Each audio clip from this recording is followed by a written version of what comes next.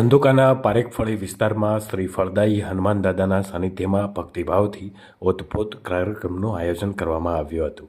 કાર્યક્રમ અંતર્ગત શ્રી હનુમાન ચાલીસાના પાઠનું પઠન કરાયું હતું તેમજ શ્રી રામકૃષ્ણ ભજન મંડળ સુરેશભાઈ અગ્રવત ગ્રુપ દ્વારા સંતવાણીનું આયોજન કરાયું હતું. આ અવસરે બજરંગદાસ બાપાના ભજનોની રમઝટ સાથે ભક્તિમય માહોલ સર્જાયો હતો. કાર્યક્રમનું આયોજન હનુમાન દાદાના પરમ ભક્ત શ્રી બળવંતસિંહ ઝાલા અને જગતસિંહ ઝાલાના માર્ગદર્શન હેઠળ પારેખફળી ફળદાયી યુવક મંડળના યુવાનો દ્વારા કરાયું હતું.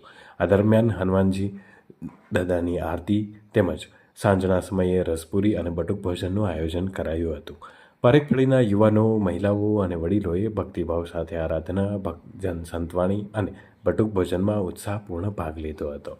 સંતવાણીમાં બાપા સીતારામ ગ્રુપના ભદુભાઈ અગ્રવત તેમજ તેમના મિત્રો દ્વારા ભજનની મોજ માણી કરવામાં આવી હતી, જેના કારણે સમગ્ર વાતાવરણ ભક્તિમય બન્યું હતું.